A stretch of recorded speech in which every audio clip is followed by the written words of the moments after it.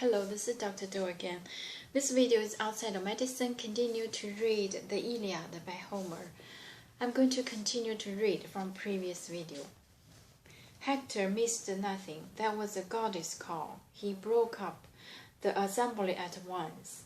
They rushed to arms, and all the gates flung wide, and the Trojan mass surged out. Horses, chariots, men on foot. A tremendous roar went up.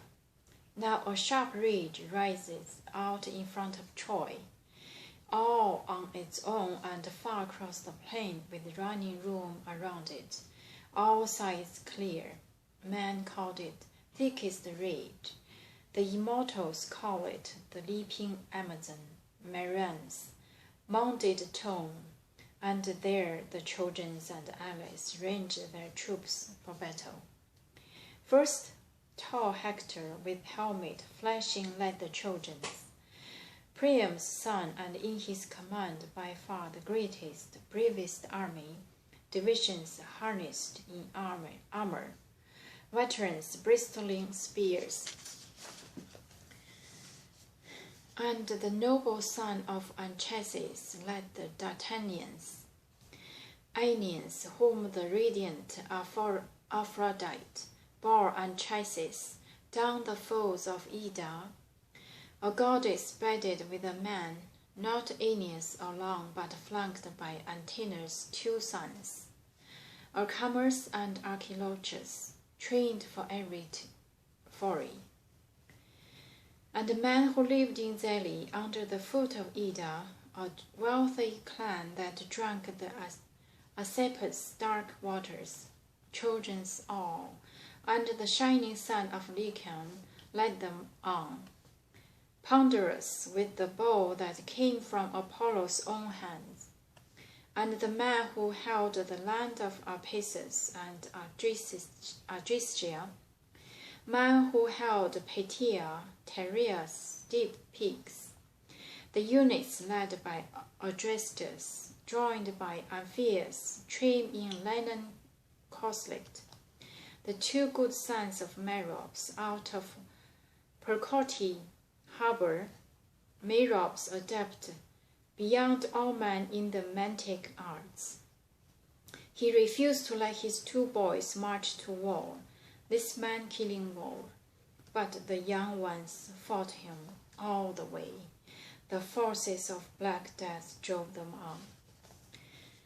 And the men who lived around Percote and Practius, men who settled Sestos, Abydos, and gleaming Aresbe, Asius, son of Hyrtacus, led them on, captain of armies.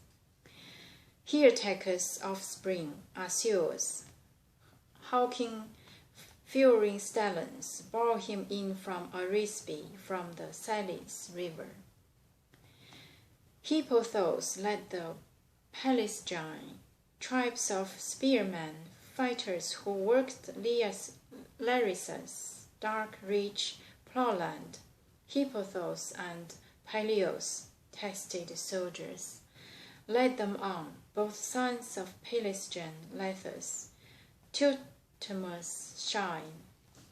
Alcamus and old hero Paros led the Thracians, all the Hellespont bonds with her riptide strides.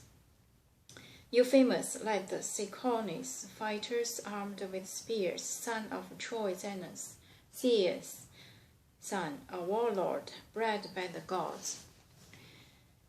Pericles led the Pyrenees, reflex bows in hand, hailing from Armedon far west and the broad river Axius. Axius clearest the stream that flows across the earth.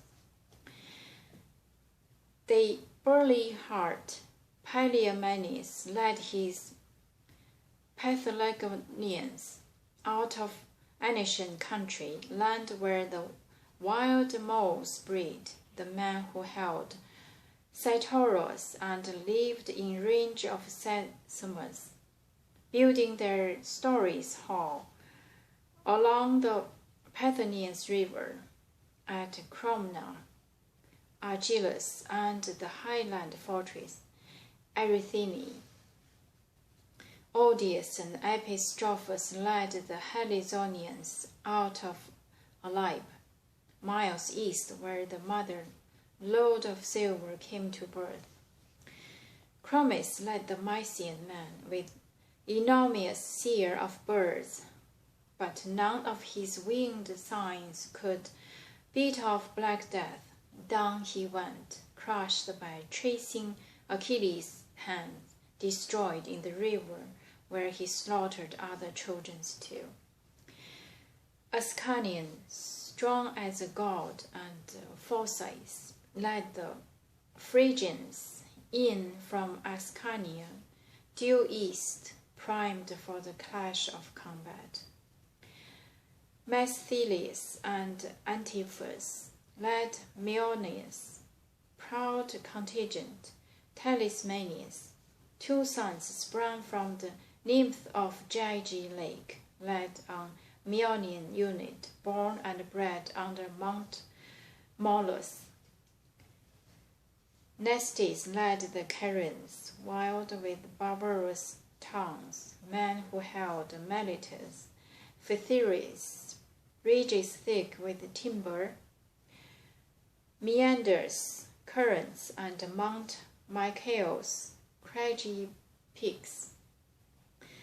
Amphimachus and Nestis led their formations on. Nestis and Amphimachus, Nominins, flamboyant sons. Nestis strode to battle decked in gold like a girl. The fool, none of his trapping kept off grisly death. Down he went, crushed by racing Achilles' hands, destroyed at the ford where battle-hard Achilles stripped his gold away. The last, Sarpedon and the valiant Glaucus, marched the Lycians on from Lycia, far south, from the Xanthus, swirling rapids. Book 3. Helen reviews the champions. Now with the squadrons marshaled, captains leading each, the Trojans came with cries and the din of war like a waterfall, when the long hoarse cries of cranes sweep on against the sky and the great formations flee from winter's grim, ungodly storms. Flying in force, shrieking south to the ocean gulfs, speeding blood and death to the pygmy warriors, launching at daybreak, savage battle down upon their heads. But Achilles' armies came on strong in silence, breathing combat fury, hearts ablaze to defend each other to the death. I'm going to stop here for today and continue next time. Thank you for watching.